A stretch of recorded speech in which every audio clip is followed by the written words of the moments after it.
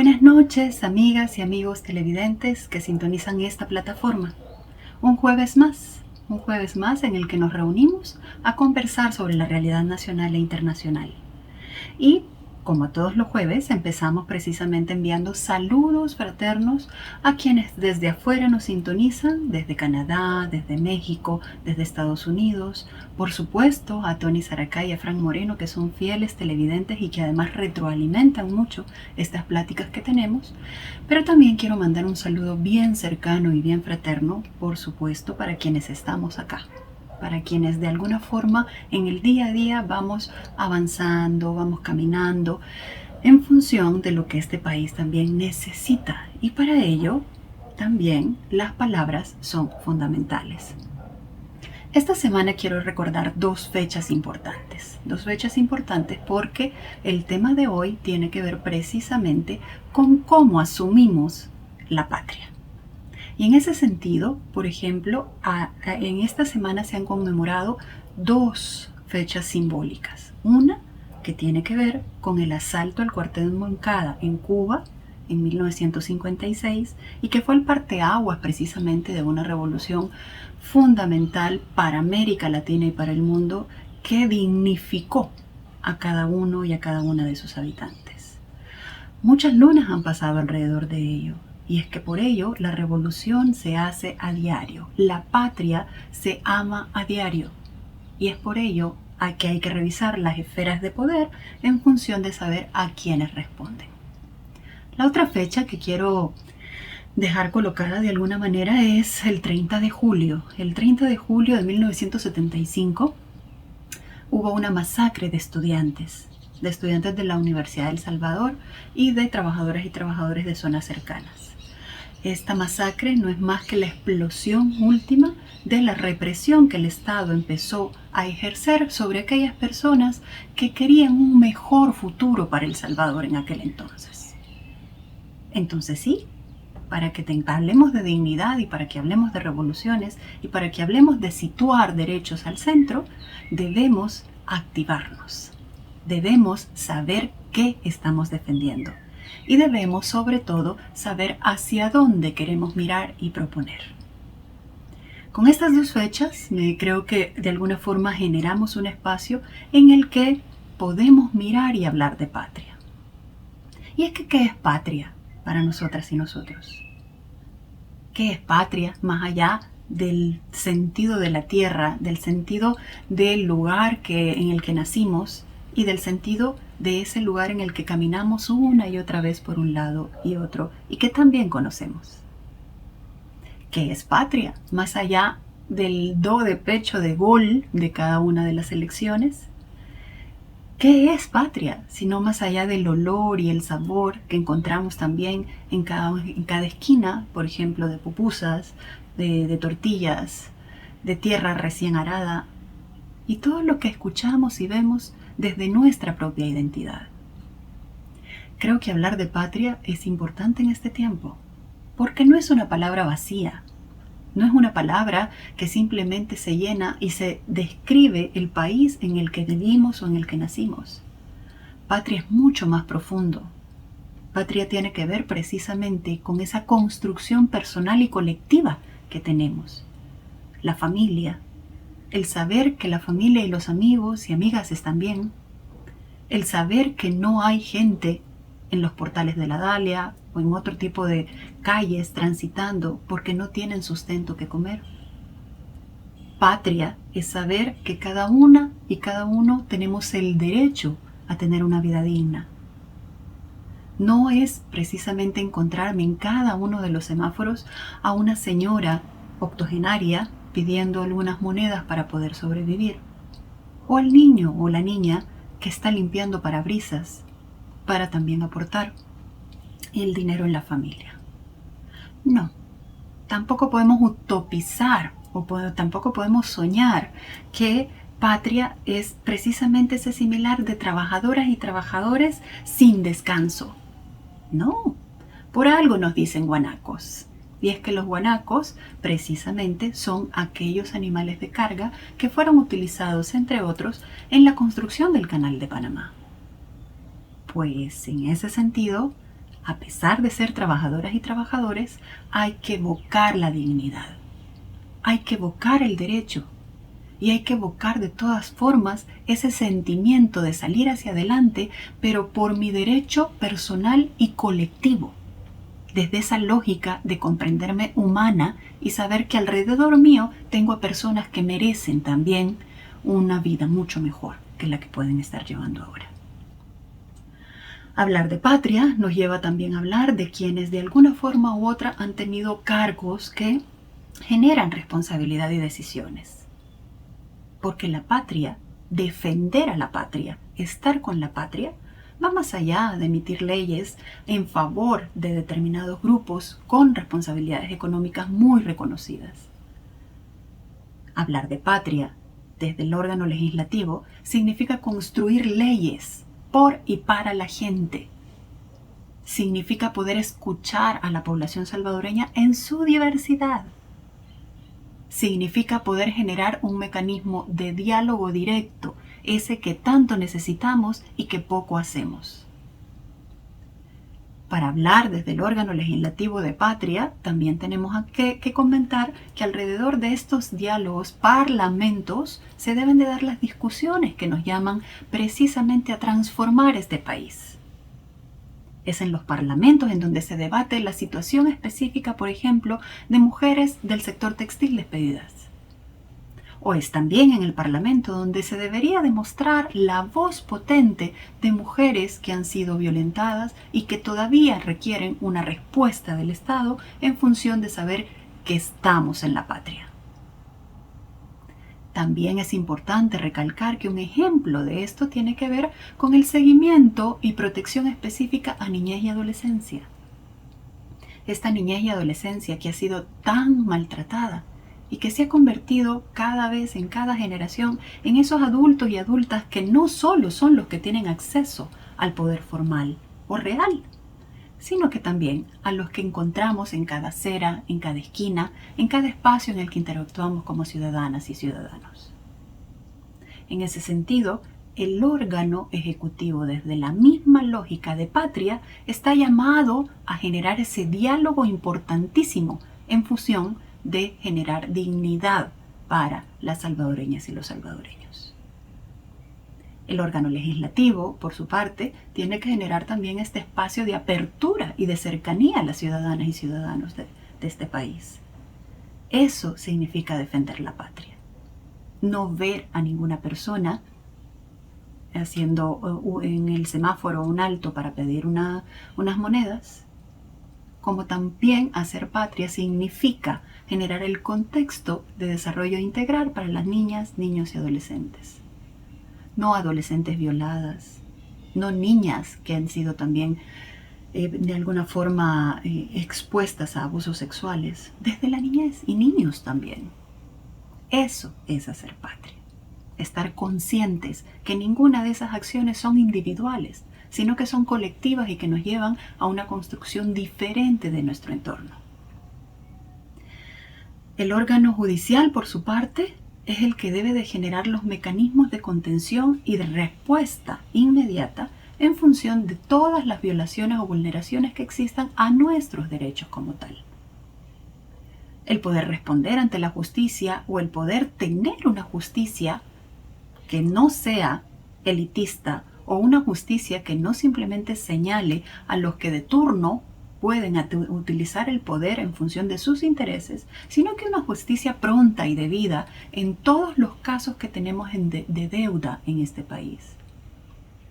En los casos de masacres sucedidas durante el conflicto armado, en los casos donde todavía personas están buscando a sus familiares desaparecidos, no solo del conflicto armado, sino que en la actualidad, y que lloran cada mañana clamando la presencia de esta gente. Eso es patria. Sentirme identificada de manera directa con estas personas que todos los días les duele la ausencia. Sentirme identificada en una justicia que sea capaz de realmente identificar y trabajar de manera directa y de aplicarla, sobre todo en aquellos casos en donde las niñas son violadas, independientemente de quién cometa el hecho. Hacer patria desde el órgano judicial significa también poder responder de manera imparcial, de manera completamente debida, desde la independencia que esto merece. No se hace patria cuando desde el órgano judicial algunos magistrados o magistradas responden a intereses de élite. Eso no es hacer patria.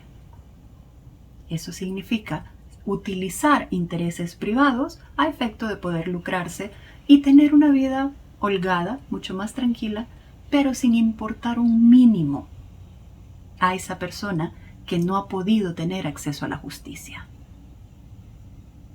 Esto nos toca a todos y a todas. El órgano ejecutivo, por su parte, puede hablar de patria no solo cuando dota de uniformes a la selecta nacional. No tampoco podemos hablar de que el ejecutivo construye patria en función de esa lógica de ir al ataque en contra de todos aquellos anteriores al gobierno actual. El combate a la corrupción, la existencia de un instituto de acceso a la información pública, tiene que ver precisamente con esa lógica de patria, de dignidad, de lo que somos todas y todos. Tiene que ver precisamente con mi derecho a saber qué se está haciendo con el dinero que yo aporto a través de mis impuestos.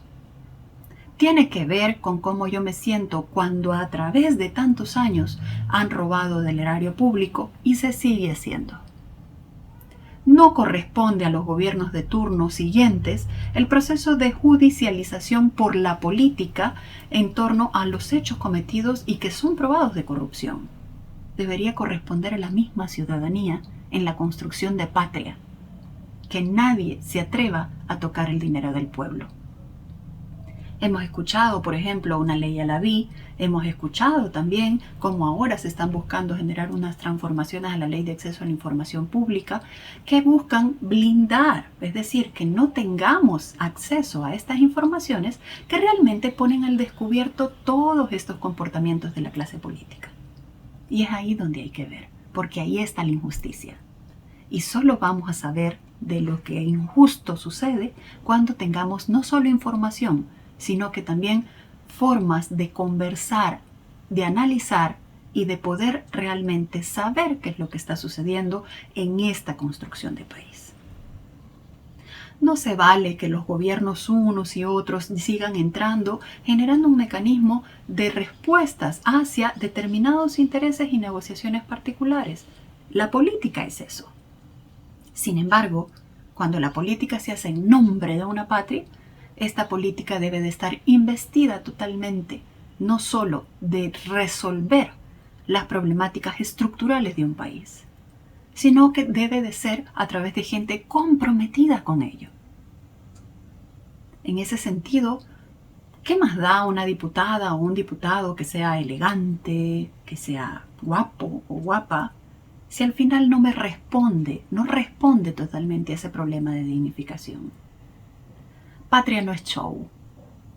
Patria no es una pasarela abierta. Patria es caminar con dignidad en el lugar en el que nací y en el lugar en el que he decidido formar un hogar. Patria es saber que puedo encontrar a mi hijo o a mi hija desaparecida. Patria es no tener los índices de embarazo que en este momento tenemos en el país y que desde hace muchos años tiene ese comportamiento sórdido. Nadie toca a una niña. Las niñas y los niños no se tocan. Y dejar de naturalizarlo. Porque sucede que en nuestro país naturalizamos muchos tipos de violencia. Eso no es patria. Tampoco es patria gritar otro gol de la selecta playera, que es una maravilla de dignidad, porque precisamente desde esa construcción comunitaria nos coloca sobre la mesa quienes realmente somos. Gente capaz de sacar el pecho por su país, gente capaz de señalar problemas estructurales existentes y gente que poco a poco también coloca en el centro de atención a un país que tiene tanto que dar. Patria, entonces, nos corresponde a todas y todos. Como dice por ahí el cantante Rubén Blades, patria son tantas cosas bellas. Pero no solo bellas, también dentro de la belleza y dentro del amor que se puede generar en torno a la patria, es poderla defender frente a injerencias directas de otros países que tienen intereses muy motivados para la utilización de los recursos propios y que de alguna forma hay que empezarlo a observar así. Como también de espacios nacionales o de élites o de grupos pequeños nacionales que tienen intereses más particulares que colectivos, a los que siempre se enriquecen a través de otros, a los que construyen todo un espacio de economía familiar y todo un espacio de economía a costa de explotar a trabajadoras y trabajadores, y que se pasean por la libre en este país sin ser señalados, sin ser observados y creyendo que es la lógica humana de funcionar. Patria es mucho más importante que el tamaño de una bandera, que es un símbolo patrio y a pesar de ser importante, nos genera un mecanismo que debe de permitirnos identidad concreta y directa. Es poder levantarme y cantar el himno nacional con orgullo, porque en el país no hay gente que se acuesta sin comer.